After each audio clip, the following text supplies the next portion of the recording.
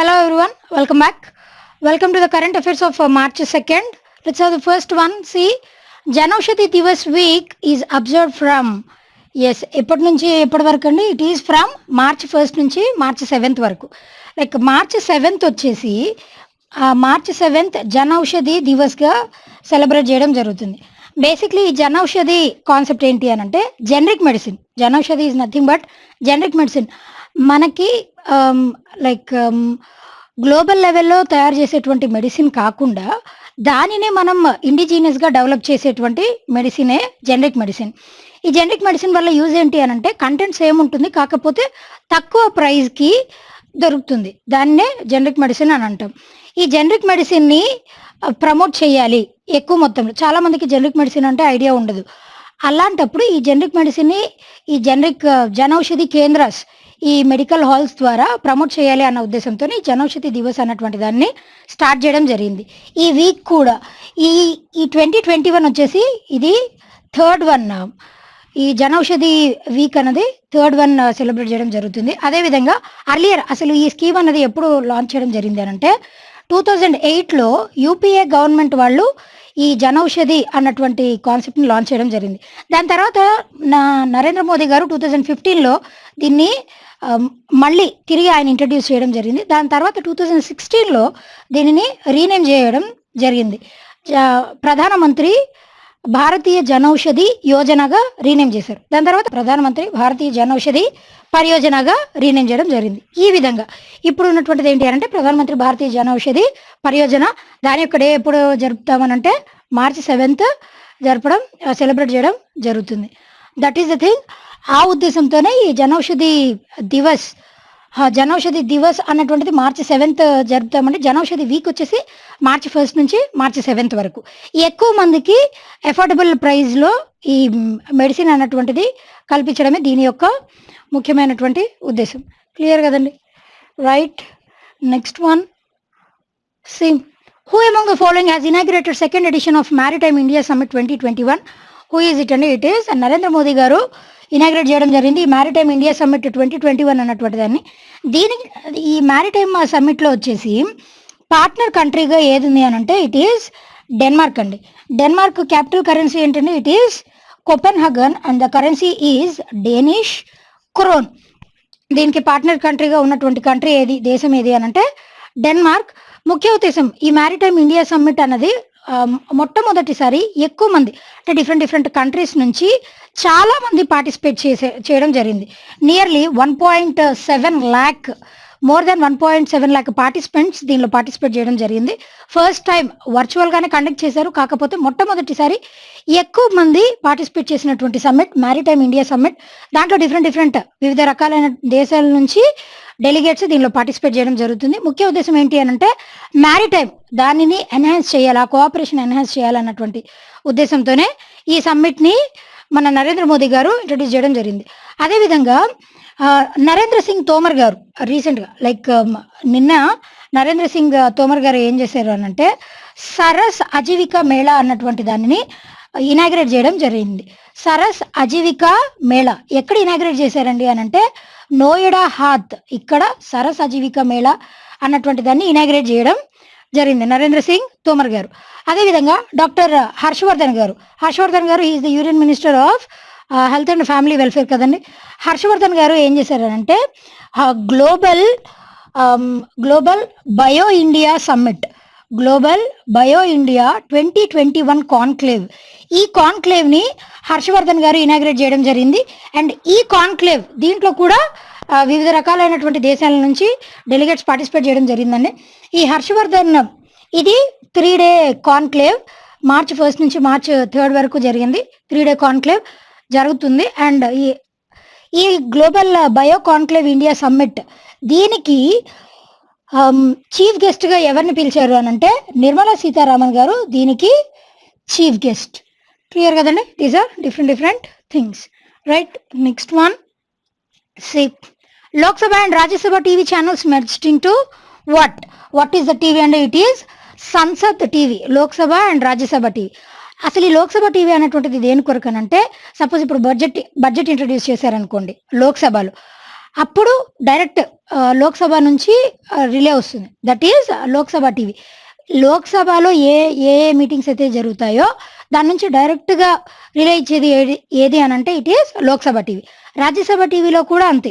అంటే రాజ్యసభలో జరిగేటువంటి మీటింగ్స్ మాత్రమే కాకుండా న్యూస్ కూడా టెలికాస్ట్ చేస్తూ ఉంటుంది. That is Rajya Sabha TV. ఈ రెండింటిని మర్జ్ చేసేసి సంసద్ టీవీ, సంసద్ అంటే లిటరల్ మీనింగ్ ఏంటంటే it is nothing but parliament టీవీగా దీనిని మెర్జ్ చేయడం జరిగింది. Lok Sabha TV and Sansad TV. And దీనికి వచ్చేసి సీఈఓగా ఎవరిని అపాయింట్ చేశారనంటే రవి కపూర్ గారిని సీఈఓగా అపాయింట్ చేయడం జరిగింది. అది కూడా కాంట్రాక్ట్ బేసిస్, 1 year పాటు మాత్రమే కాంట్రాక్ట్ బేసిస్లో రవి కపూర్ గారిని ఈ సంసద్ టీవీకి సీఈఓగా తీసుకోవడం జరిగింది. ఇప్పుడు ఇలా మెర్జ్ అయిన తర్వాత లోక్సభలో కానీ రాజ్యసభలో కానీ ఎలాంటి మీటింగ్స్ జరిగినా కూడా డిస్కషన్స్, డిబేట్స్ ఇవన్నిటిని కూడా సంసద్ టీవీ ద్వారా, దట్ ఈస్ నథింగ్ బట్ ఒక ప్లాట్ఫామ్ ద్వారా టెలికాస్ట్ చేయడం జరుగుతుంది. క్లియర్ కదండి? Right. Next one, C who one the golden globe for best actress in television series at 78th global golden globe awards. Who is she అండి? She is Emma కోరిన్.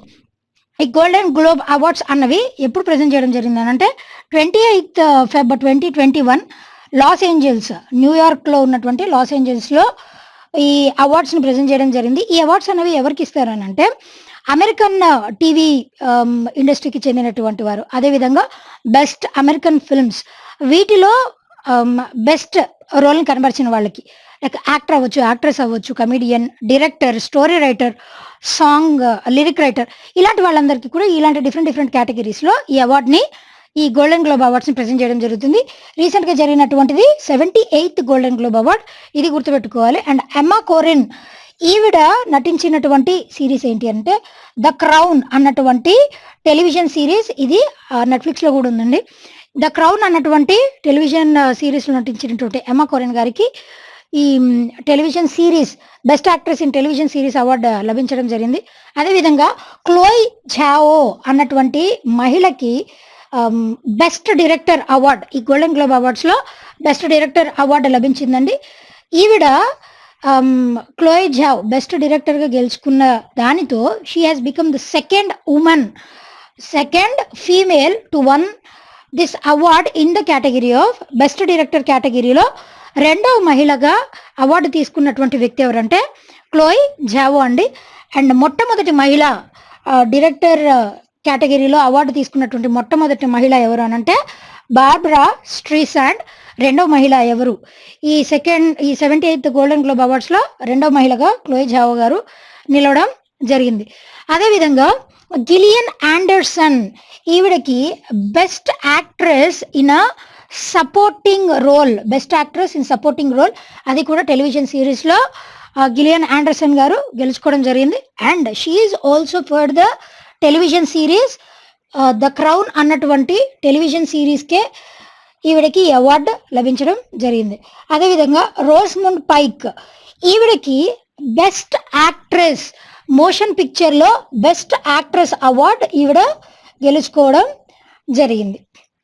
Clear కదండి? Right. Next one, C Indian air force to take part in multinational exercise that is desert flag with France the United States in. ఎక్కడ జరిగిందండి? ఎక్కడ జరుగుతుంది అని అంటే it is United Arab ఎమిరేట్స్లో జరుగుతుంది. ఎప్పటి నుంచి ఎప్పటి వరకు అని అంటే March 3 నుంచి March 21 వరకు. దీంట్లో ఎవరెవరు పార్టిసిపేట్ చేస్తున్నారు అని అంటే ఏ కంట్రీస్? ఫ్రాన్స్, యునైటెడ్ స్టేట్స్, అదేవిధంగా Bahrain, Saudi Arabia and South Korea. ఒక విధంగా చెప్పాలంటే ఇది మల్టీనేషనల్ ఎక్సర్సైజ్ అని చెప్పొచ్చు. Air force exercise that is desert flag. Earlier also, and UAE capital and currency ఏంటండి? It is Abu Dhabi and the currency is Abu Dhabi dirham. ఇది వరకు like January 2021లో ఇండియన్ ఎయిర్ ఫోర్స్ ఫ్రాన్స్ వాళ్ళతో conduct చేసినటువంటి exercise ఏది అని అంటే it is dessert night అన్నటువంటి ఎక్సర్సైజ్ని, డెజర్ట్ నైట్ 2021 అన్నటువంటి ఎక్సర్సైజ్ జనవరిలో కండక్ట్ చేయడం జరిగింది Indian air force and France air force. అదేవిధంగా కేవలం ఇండియాకి యుఏఈకి మధ్య జరిగేటువంటి ఎయిర్ ఫోర్స్ ఎక్సర్సైజ్ ఏది అన్న క్వశ్చన్ అడిగితే అదొచ్చేసి డెజర్ట్ ఈగల్ అండి. ఇండియాకి యుఏఈకి మధ్య జరిగేటువంటి ఎయిర్ ఫోర్స్ ఎక్సర్సైజ్ వచ్చేసి డెజర్ట్ ఈగల్. అదేవిధంగా ఇండియాకి యుఎస్కి మధ్య జరిగేటువంటి air force exercise, bilateral air force exercise ఏది అని అంటే రెడ్ ఫ్లాగ్ అన్నటువంటి ఎయిర్ ఫోర్స్ ఎక్సర్సైజ్ ఇండియాకి యుఎస్కి మధ్య జరిగేటువంటి ఎక్సర్సైజ్. ఇండియాకి ఫ్రాన్స్కి మధ్య డెజర్ట్ నైట్, అది రీసెంట్గా జాన్లోనే జరిగింది, కంప్లీట్ అయిపోయింది. ఇండియాకి యుఏఈకి మధ్య జరిగేటువంటి ఎయిర్ ఫోర్స్ ఎక్సర్సైజ్ ఏది అని అంటే డెజర్ట్ ఈగల్.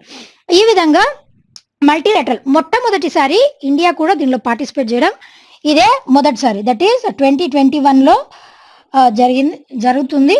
అది ఎప్పటి నుంచి అంటే March 3 నుంచి March 21 వరకు. క్లియర్ కదండి, right. Next one, see who among the following has become the first Indian cricketer to have 100 million followers on Instagram?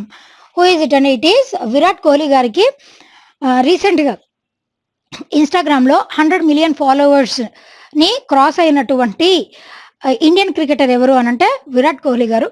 అదేవిధంగా మొత్తం అసలు కేవలం క్రికెట్ యాక్టివిటీకి మాత్రమే కాకుండా వరల్డ్లోనే నెంబర్ 1 ఇన్స్టాగ్రామ్లో ఎక్కువ ఫాలోవర్స్ ఉన్నటువంటి వ్యక్తి ఎవరు అనంటే పోర్చుగీస్ ఫుట్బాలర్ అండి. ఎవరు అనంటే ఆ వ్యక్తి క్రిస్టియానో రొనాల్డో, పోర్చుగీస్ ఫుట్బాలర్. ఈయనకి ఎంతమంది ఇన్స్టాగ్రామ్ ఫాలోవర్స్ ఉన్నారనంటే highest fan followers 226 million followers ఉన్నారు ఆన్ ఇన్స్టాగ్రామ్. దాని తర్వాత హిస్టరీ టాప్లో ఎవరున్నారంటే టాప్ పొజిషన్లో క్రిస్టియానో రొనాల్డో, పోర్చుగీస్కి చెందినటువంటి ఫుట్బాల్ ప్లేయర్. ఆయనకి 226 million ఫాలోవర్స్ ఉన్నారు. దాని తర్వాత సెకండ్ పొజిషన్లో ఎవరున్నారనంటే సింగర్ అయినటువంటి అరియానా గ్రాండేకి she stood in the second position with 226 million followers. దాని తర్వాత థర్డ్ పొజిషన్లో ఉన్నది ఎవరు అనంటే యాక్టర్ కమ్ బీబీఈ ఛాంపియన్ డ్వేయిడ్. ఎంతమంది ఫాలోవర్స్ ఉన్నారనంటే 220 million ఫాలోవర్స్ ఉన్నారు. ఈ విధంగా గ్లోబల్ లెవెల్లో టాప్లో ఉన్నటువంటి వ్యక్తి ఎవరు అంటే Cristiano Ronaldo with 226 million followers. దాని తర్వాత Ariana Grande 224 million followers. Virat Kohli గారు వరల్డ్ లెవెల్లో ఈయన ఏ ర్యాంక్లో ఉన్నారంటే క్రికెటర్స్ లిస్ట్లో హీ ర్యాంక్డ్ 6th. క్లియర్ కదండి, right. Next one, which of the following country became the first country to receive COVID-19 vaccine through the World Health Organization backed COVAX program? What is that country andi? It is Ghana. What is the capital and the currency of Ghana andi? It is Accra and the currency is CD. These are the capital and currency of Ghana. ఈ Ghana అన్నటువంటిది west African country అండి Ghana. ఈ Covax programme అన్నటువంటి programme ఏంటి అని అంటే మనందరికీ తెలుసు, COVID-19 వ్యాక్సిన్ డిఫరెంట్ వివిధ రకాలైనటువంటి కంట్రీస్ వివిధ రకాలైనటువంటి పేర్లతో ఈ వ్యాక్సిన్స్ని తయారు చేయడం జరిగింది. అదేవిధంగా మన ఇండియా యూకే యొక్క ఆస్ట్రాజెనికా ఈ వ్యాక్సిన్ని మన ఇండియా వాళ్ళు 100% రెప్లికాతో తయారు చేసిన ఏ పేరుతో తయారు చేశారంటే కోవిషీల్డ్ అన్నటువంటి పేరుతో దీన్ని డెవలప్ చేయడం జరిగింది. ఎవరు డెవలప్ చేశారండి? Serum institute of India Pune, వీళ్ళు కోవిషీల్డ్ అన్నటువంటి దాన్ని తయారు చేశారు. అది దేని యొక్క రెప్లికా, 100% రెప్లికా అనంటే యూకేకి చెందినటువంటి ఆస్ట్రాజెనికా వ్యాక్సిన్ యొక్క 100% రెప్లికానే కోవిషీల్డ్. ఈ కోవిషీల్డ్ వ్యాక్సిన్నే మన ఇండియా నుంచి ఈ ప్రోగ్రామ్ కోవాక్స్ అన్నటువంటి ప్రోగ్రామ్ ద్వారా 6 lakh doses ఘనాకి పంపించడం జరిగింది. అలా ఈ కోవాక్స్ ప్రోగ్రామ్ ద్వారా మొట్టమొదటి కంట్రీ ఈ COVID-19 వ్యాక్సిన్ని పొందినటువంటి మొట్టమొదటి కంట్రీ ఏది అని అంటే it is west African country, that is Ghana అండి. అండ్ ఈ కోవాక్స్ ప్రోగ్రాంలో ఇన్వాల్వ్ అయినటువంటి ఆర్గనైజేషన్స్ ఏవే ఉన్నాయనంటే గవి ఆర్గనైజేషన్, అదేవిధంగా సెపి అన్నటువంటి ఆర్గనైజేషన్, ఇవి దీంట్లో ఇన్వాల్వ్ అయ్యాయి. ఇన్ పార్ట్నర్షిప్ విత్ యూనిసెఫ్ కూడా దీనిలో ఇన్వాల్వ్ అయ్యిందండి, ఇన్ పార్ట్నర్షిప్ విత్. అదేవిధంగా వరల్డ్ బ్యాంక్ కూడా దీనిలో ఇన్వాల్వ్ అవ్వడం జరిగింది. వరల్డ్ బ్యాంక్ యొక్క హెడ్ క్వార్టర్స్ ఎక్కడ ఉన్నాయండి? Those are located at Washington DC. అదేవిధంగా యూనిసెఫ్ యొక్క హెడ్ క్వార్టర్స్ ఎక్కడ ఉన్నాయి? Those are situated in New York USA. అదేవిధంగా సెపి యొక్క హెడ్ క్వార్టర్స్ ఎక్కడ ఉన్నాయనంటే ఆస్లో నార్వే. సెపి యొక్క హెడ్ క్వార్టర్స్ ఆస్లో నార్వేలో ఉన్నాయి. అదేవిధంగా గవి యొక్క హెడ్ క్వార్టర్స్ ఎక్కడ ఉన్నాయనంటే జెనీవా, స్విట్జర్లాండ్. ఈ కోవాక్స్ ప్రోగ్రామ్ని ఆర్గనైజ్ చేసింది ఎవరెవరు అని అంటే గవి, వరల్డ్ హెల్త్ ఆర్గనైజేషన్, WHO. దీని యొక్క హెడ్ క్వార్టర్స్ కూడా ఎక్కడ ఉన్నాయండి? జెనీవా, స్విట్జర్లాండ్లో ఉన్నాయి. Gavi global alliance for vaccination and immunisation, that is Gavi అండి. అదేవిధంగా సెపి కూడా అలాంటి వన్ ఆఫ్ ద బాడీనే. దట్ ఈస్ సెపి అన్నటువంటిది ఏంటి అని అంటే coalition of epidemic preparedness innovation. ఇది సెపి. దీని యొక్క హెడ్ క్వార్టర్స్ ఎక్కడ ఉన్నాయంటే ఓస్లో, నార్వే. ఈ మూడు కూడా ఇన్వాల్వ్ అయి ఉన్నాయి ఇన్ పార్ట్నర్షిప్ విత్ ఎవరెవరితో అనంటే యూనిసెఫ్, వరల్డ్ బ్యాంక్, ఇంకా ఈ వ్యాక్సిన్ మ్యానుఫ్యాక్చరర్స్ ఏవైతే ఉన్నాయో వాటి పార్ట్నర్షిప్తో ఈ కోవాక్స్ ప్రోగ్రామ్ అన్నటువంటి దాన్ని స్టార్ట్ చేయడం జరిగింది. అదేవిధంగా యూకే యొక్క వ్యాక్సిన్ ఏంటండి? AstraZeneca COVID-19 vaccine. అదేవిధంగా రష్యా యొక్క వ్యాక్సిన్ ఏంటండి? It is Sputnik V. దీన్ని డెవలప్ చేసింది గమేలియా ఇన్స్టిట్యూట్ వాళ్ళు. దట్ ఈస్ స్పుత్నిక్ వి అండి. క్లియర్ కదా? Right. Next one, C which of the following has released a new feature to help people locate corona vaccination centers? What is it? And it is Map My India. See, what is that? It is Map My India అండి. This is the one. ఈ map my India అన్నటువంటిది అసలు ఏంటి అని అంటే జనరల్గా మనం Google మ్యాప్స్ని use చేస్తుంటాం కదా, అలాగే ఇన్ ద సేమ్ మేనర్ ఇండిజీనియస్గా మన ఇండియన్స్ తయారు చేసి లాంచ్ చేసినటువంటి యాపే that is map my India. And దీంట్లో వేరే వాటిల్లో వేరే ఇంటర్నేషనల్ యాప్స్లో యూజ్ చేసినటువంటి లైక్ ఆర్టిఫిషియల్ ఇంటెలిజెన్స్ అవ్వచ్చు అండ్ మెషిన్ లెర్నింగ్ అవ్వచ్చు, ఈ టెక్నిక్స్ అన్ని కూడా వీటిలో కూడా పొందుపరచడం జరిగింది. అండ్ ఇది లాస్ట్ 6 monthsలో కండక్ట్ చేసినటువంటి ఆత్మనిర్భర్ భారత్ కాంపిటీషన్స్లో ఈ మ్యాప్ మై ఇండియా అన్నటువంటిది అవార్డు కూడా గెలుచుకోవడం జరిగింది లాస్ట్ 6 monthsలో. అండ్ ఈ మ్యాప్ మై ఇండియా ద్వారా తయారు చేసినటువంటి ఈ కొత్త ఫీచర్ ఏంటి అని అంటే చుట్టుపక్కల అంటే మనకి దగ్గరలో ఉన్నటువంటి ఏ సెంటర్స్లో COVID-19 వ్యాక్సినేషన్ అన్నది అవైలబిలిటీలో ఉంది, దానిని కనుక్కోవడం కోసమే ఈ ఫీచర్ని యాడ్ చేయడం జరిగింది. దీని ద్వారా ఏంటనంటే గవర్నమెంట్ యాప్ అయినటువంటి cowin.gov.in ఈ ఫీచర్ని దీంట్లో కూడా యూజ్ చేసుకోవడం జరిగింది. ఈ మ్యాప్ మై ఇండియా వాళ్ళు లాంచ్ చేసినటువంటి ఫీచర్ని గవర్నమెంట్ యాప్ పోర్టల్ అయినటువంటి cowin.gov.in దీని ద్వారా COVID-19 వ్యాక్సిన్ ఎవరైతే కావాలనుకుంటున్నారో వాళ్ళు దీని ద్వారా రిజిస్ట్రేషన్ చేసుకోవచ్చు. సో దాట్ చుట్టుపక్కల ఏ సెంటర్స్లో అవైలబిలిటీలో ఉంది అన్న విషయం తెలిస్తే రిజిస్ట్రేషన్ చేసుకోవడానికి ఇంకా వీలుగా ఉంటుంది అన్న ఉద్దేశంతో ఈ ఫీచర్ని యాడ్ చేయడం జరిగింది. క్లియర్ కదండి? Right. Next one, see the international yoga festival is going to begin at. ఎక్కడ జరగబోతుందండి? రిషికేష్లో ఇది వచ్చేసి March 7th నుంచి March 13th వరకు జరగబోతుంది. ఒక వీక్ లాంగ్. ప్రతి సంవత్సరం కూడా ఈ yoga festival, international yoga festival అనేది జరుగుతుంది. ఇండియాలో కండక్ట్ చేస్తున్నారు కదండి, కానీ ఇంటర్నేషనల్ యోగా ఫెస్టివల్ అని ఎందుకు అన్నామనంటే మన గ్లోబల్ లెవెల్లో వేరే వేరే కంట్రీస్కి చెందినటువంటి యోగాలో ప్రముఖమైనటువంటి వ్యక్తులు అందరూ కూడా దీనిలో పార్టిసిపేట్ చేయడం జరుగుతుంది. ఈ 7 days వీక్ లాంగ్ జరిగేటువంటి ప్రోగ్రాంలో ఎవరైతే యోగా నేర్చుకోవాలనుకుంటున్నారో వాళ్ళందరూ కూడా ఈ వీక్ లాంగ్ ప్రోగ్రాంలో పార్టిసిపేట్ చేసి ఫ్రీ ఆఫ్ కాస్ట్ యోగా నేర్చుకోవచ్చు. అది కూడా 70 hour లాంగ్ ప్రోగ్రామ్ అన్నటువంటిది నిర్వహించడం జరుగుతుంది. రిషికేష్లోనే. ఎందుకు అనంటే ఈ యోగా యొక్క బర్త్ ప్లేస్ ఏది అనంటే రిషికేష్ అండి. అండ్ ఈ రిషికేష్ని ఏమంటామనంటే yoga centre of the world అని కూడా రిషికేష్కి పేరు. అందుకోసమే. ఎక్కడుందండి రిషికేష్? ఉత్తరాఖండ్లో ఉంది. అక్కడికే ఎక్కడెక్కడి నుంచో లైక్ గ్లోబల్ లెవెల్లో ఎక్కడెక్కడి నుంచో ప్రముఖమైనటువంటి వ్యక్తులు అందరూ వచ్చి కూడా దీనిలో పార్టిసిపేట్ చేయడం జరుగుతుంది. మొట్టమొదటిసారి హైబ్రిడ్ లెవెల్లో online as well as physical కూడా మొట్టమొదటిసారి కండక్ట్ చేయబోతున్నారు 2021లో. అది ఎక్కడ చేయబోతున్నారు అంటే రిషికేష్ ఫ్రమ్ 7 to 13.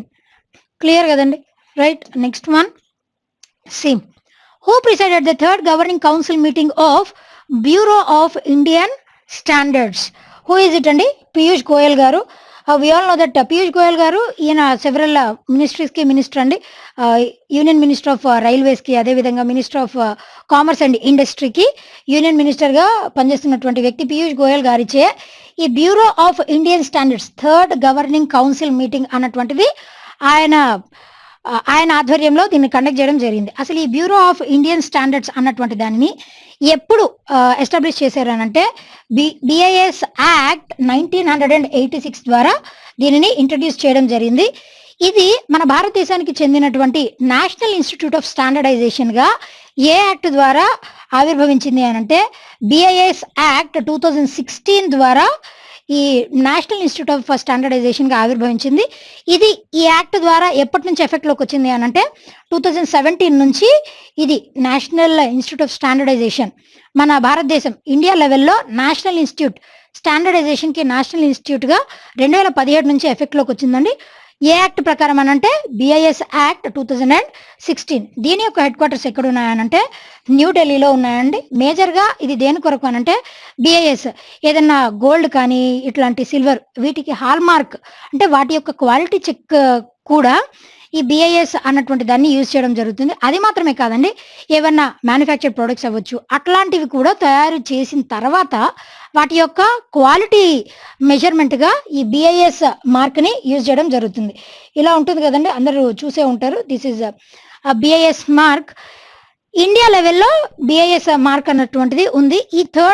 ఈ కౌన్సిల్ ద్వారా పీయూష్ గోయల్ గారు ఏం మెన్షన్ చేశారంటే ఇప్పుడు ఉన్నటువంటి MSMEs micro small and medium enterprises అదేవిధంగా స్టార్టప్స్ అండ్ విమెన్ ఎంటర్ప్రెన్యూర్స్ ఎవరైతే కొత్త ఇండస్ట్రీ స్టార్ట్ చేయాలనుకుంటున్నారో వీళ్ళందరికీ కూడా ఈ స్టాండర్డైజేషన్ ఛార్జెస్ ఏవైతే ఉంటాయో అవి తగ్గించమని చెప్పడం జరిగింది. ఈ కౌన్సిల్ ద్వారా వచ్చినటువంటి ఇంకో బెనిఫిట్ ఏంటి అంటే స్టాండర్డైజేషన్ టెస్టింగ్ ఛార్జెస్ ఈ ఛార్జెస్ ని తగ్గించమని పీయూష్ గోయల్ గారు మెన్షన్ చేయడం జరిగింది. అదేవిధంగా ఇంటర్నేషనల్ లెవెల్లో ఇంటర్నేషనల్ ఆర్గనైజేషన్ ఫర్ స్టాండర్డైజేషన్ ఉందండి. ఇండియా లెవెల్లో అయితే బిఐఎస్ ఉన్నట్టుగానే అదే వరల్డ్ లెవెల్లో అయితే ఇంటర్నేషనల్ ఆర్గనైజేషన్ ఫర్ స్టాండర్డైజేషన్ అన్నటువంటిది ఉంది. క్లియర్ కదా? Right. Next one, the last one for today. Who has been named as Principal Director General of PIB? Who is it అండి? జయదీప్ భట్నాగర్ గారు ఈయన్ని అపాయింట్ చేయడం జరిగింది. ఈయన 1986 batch IAS officer, Indian information service officer Jaideep Bhatnagar గారు. అండ్ ఈయన ఇది వరకు కూడా ప్రసార భారతిలో పనిచేశారు, అదేవిధంగా ఆల్ ఇండియా రేడియోలో పనిచేశారు, డిడి నేషనల్ ఛానల్ ఈ ఛానల్స్ అన్నిట్లో కూడా ఈయన పనిచేయడం జరిగింది. Not only that, press information bureau దీంట్లో కూడా గత 6 ఏళ్లుగా ఈయన పనిచేయడం జరుగుతుంది. ఆ విధంగా ఎక్స్పీరియన్స్ ఉంది. లాస్ట్ ఇయర్ వచ్చేసి ఈయన్ని ఓఎస్డిగా అపాయింట్ చేయడం జరిగింది. ప్రెస్ ఇన్ఫర్మేషన్ బ్యూరోకి ఆఫీసర్ ఆన్ స్పెషల్ డ్యూటీ ఓఎస్డిగా లాస్ట్ ఇయర్ ఈయన అపాయింట్ చేయడం జరిగింది. ఈ ఇయర్ రీసెంట్ గా February 28న కుల్దీప్ సింగ్ ధాత్వాలియా ఈయన రిటైర్ అయిపోతున్న కారణంగా February 28, 2021 ఈయన రిటైర్ అయిపోతున్న కారణంగా March 1 నుంచి జయదీప్ భట్నాగర్ గారిని ప్రిన్సిపల్ డైరెక్టర్ జనరల్ ఆఫ్ పిఐబిగా అపాయింట్ చేయడం జరిగింది. ఈ పిఐబి అన్నటువంటిది ఏంటి అంటే దీని యొక్క హెడ్ క్వార్టర్స్ ఎక్కడ ఉన్నాయంటే న్యూఢిల్లీలో ఉన్నాయండి. ప్రెస్ ఇన్ఫర్మేషన్ బ్యూరో పేర్లోనే ఉన్నట్టుగా ప్రెస్ ఇన్ఫర్మేషన్ బ్యూరో గవర్నమెంట్ కి అదేవిధంగా మీడియాకి మధ్యలో ఇంటర్ఫేస్ గా పనిచేస్తుంది. That is PIB. గవర్నమెంట్ కి సంబంధించినటువంటి ఏ న్యూస్ అయినా సరే, ఏదైనా గవర్నమెంట్ మీటింగ్స్ జరిగినా, గవర్నమెంట్ స్కీమ్స్ రిలీజ్ చేసిన ఎటువంటి ప్రెస్ ఇన్ఫర్మేషన్ అయినా కూడా మొట్టమొదట వచ్చేది దేంట్లో అనంటే పిఐబిలోనే వస్తుంది. That is standard info. Clear కదండి? Right. Okay, well, that's all for today. Will be meeting again tomorrow. Until then, thank you.